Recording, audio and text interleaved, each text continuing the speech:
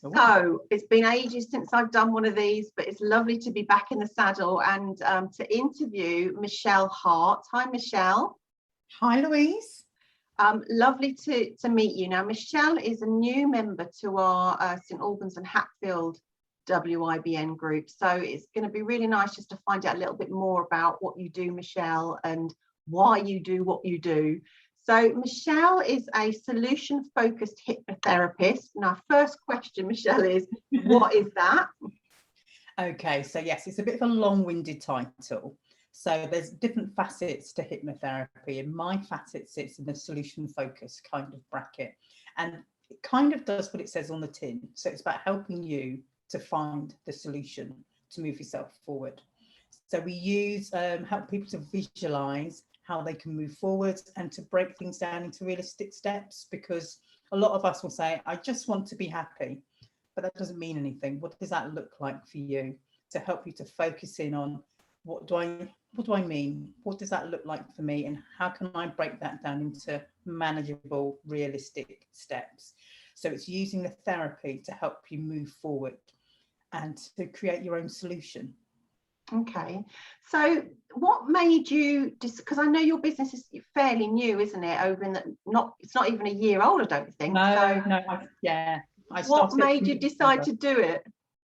Really interesting. I worked in social care for 20 plus years, so social care in the voluntary sector, predominantly working with adults with learning disabilities and mental health. And one of the things with social care is that further you progress in your career, the further you move away from working with people. And I love to work with people. So I was finding I was spending a lot of time behind the desk, doing risk assessments, and you'd hear everybody outside having great fun, actually interacting with people. And that's the bit that I really liked. I wanted the responsibility, but I also wanted to be able to still have that connection. So after 20 years, it was actually the next step up was going to move me even further away. So it was time to take those skills and find another way to use them and still have that kind of challenge as well. And that's where I decided in the middle of a pandemic to start my own business. Yeah, if you're going to do it, why do it? Why not do it in the middle of a pandemic? Yeah. Perfect. What made you decide to go into hypnotherapy then, as opposed to any other type of therapy? It's a funny one. It was kind of, so within my work, I worked with within supported housing. So it was people who had learning disabilities or maybe autism or mental health needs who just needed a bit of support to live independently. And a lot of the time I would spend talking to people and helping them to deal with whatever challenges they had. So there was an element of kind of informal counselling therapy that I was doing. And I just thought it'd be really nice to be able to build on those skills. So I did a psychodynamic counselling certificate initially, which I really enjoyed. But the next step to progress in that was it was really expensive. And it just didn't really fit what I wanted to do. And then I saw a really good course around hypnotherapy.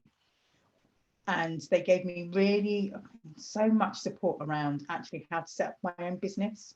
So they were very much around, there's no point in you just learning the skills if you're not going to use them. So we spent a whole weekend. So I did at the weekend, a whole weekend going through how to market yourself, how to think about your niche. It was like, oh, I hadn't really thought about doing it. I thought I'd just kind of use it in my work. So it was through them actually encouraging the students to say, well, actually, why not make it, a practice that you could actually do for yourself. So that was kind of how I decided to move into that. Wow, so a big step then from being full-time employed in a role that or in a profession that you've done for 20 odd years to suddenly running your own business. That's a huge step. It was. And one of the things that I found really challenging actually was the whole business part, having people around you. So particularly in social care, you've always got someone that you can just go, well, just have a quick look at that for me, or you can bounce ideas off. So that's been something to really get my head around. And just, I think for me, I thought I just had to do it all on my own. So it's like, I'm a business owner, I have to do it all on my own. I have to understand tech, I have to understand this, understand my area. And that's been where being part of a network has been really interesting, so that you can kind of see, we don't have to do it all on our own. You No. can't possibly do it No, all you on your own. can't. Yeah, no, you're absolutely right. I think lots of people follow their passions, and that's what they want to do. But actually, the running of the business is another step, and we all do things really differently. So having a support network is really important.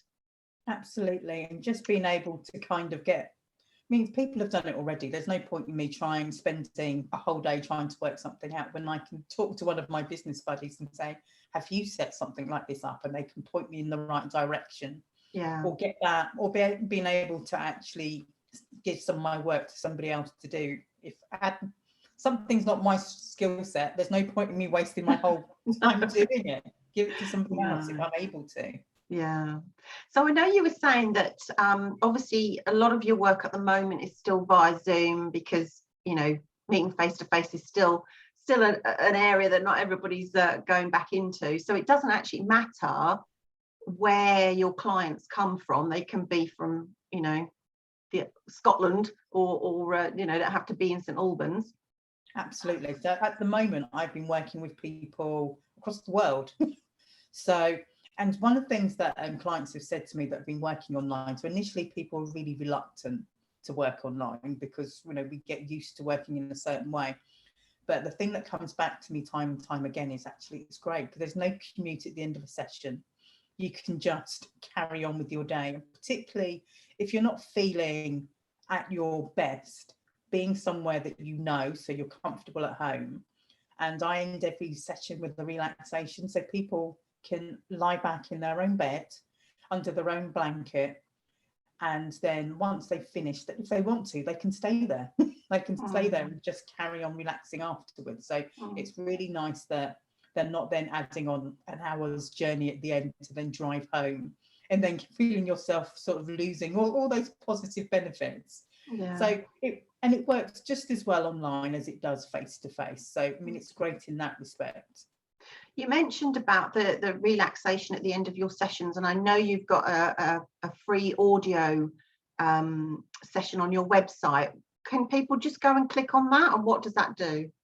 They can. So I have a relaxation audio that you can download from my website, which is harthypnotherapist.co.uk.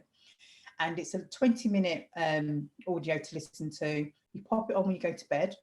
So you don't have to, and don't worry that if you fall asleep halfway through, not a problem at all. And it just helps people to sleep better, to be able to kind of end the day in the way that you want to. So just to be able to relax and just ease off any tensions and unwind.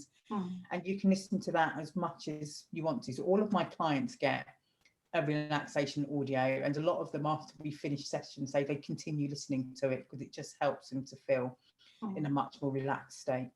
Okay.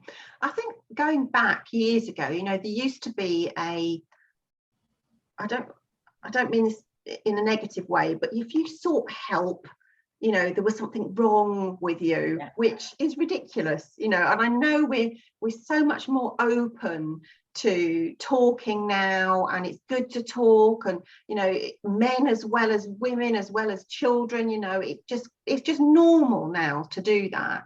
I know you're really keen to make sure that people know that therapy is for everybody and it's not just for a particular type of client. So therapy can definitely help if you're feeling overwhelmed or anxious or stressed, but it's also really useful if you've got an interview coming up, you just need a bit more confidence around preparing for an interview or dealing with phobia. So I work with people who've got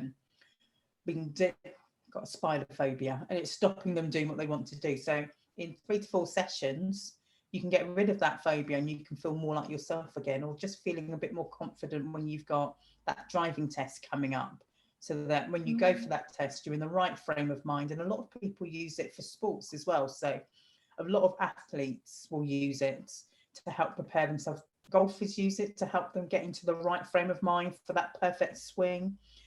Horse riders and things like public speaking as well. I mean, if you get the sweaty palms when you do public speaking, it's a really useful tool to just help yourself feel more in control, so you're not worried about getting up there and stumbling over your words and not being able to do what you want to do. So it's great in that respect. And it's also a type of therapy in that you can within 8 to 12 sessions, then most people move on from working with me. So it's very different to counselling in that you don't talk about the past.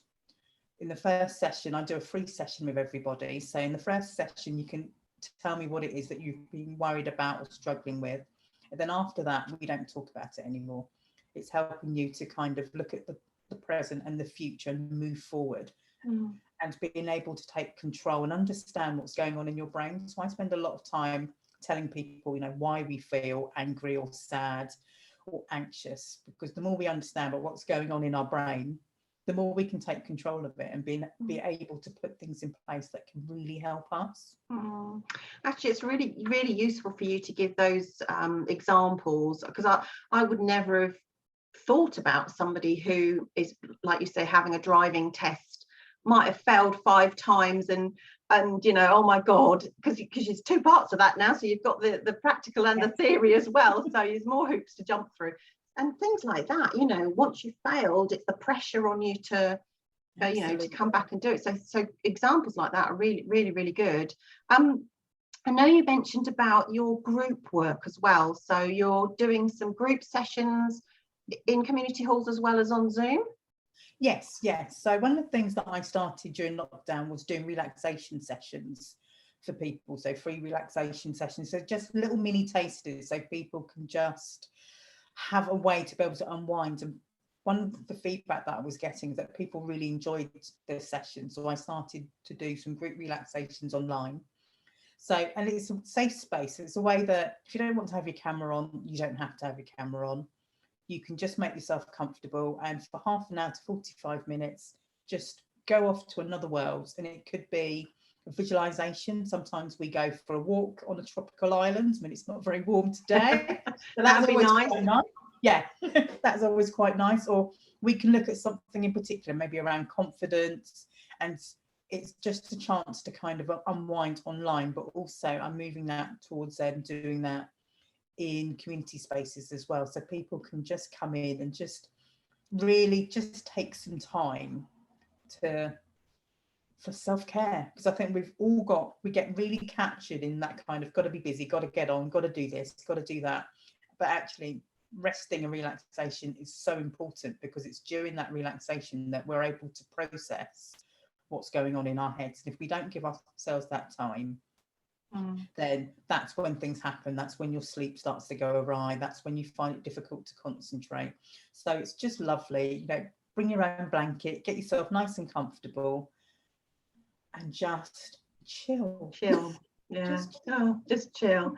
So are those sessions on Zoom, are they regularly? Are you doing them every week, or are they intermittent book on type things?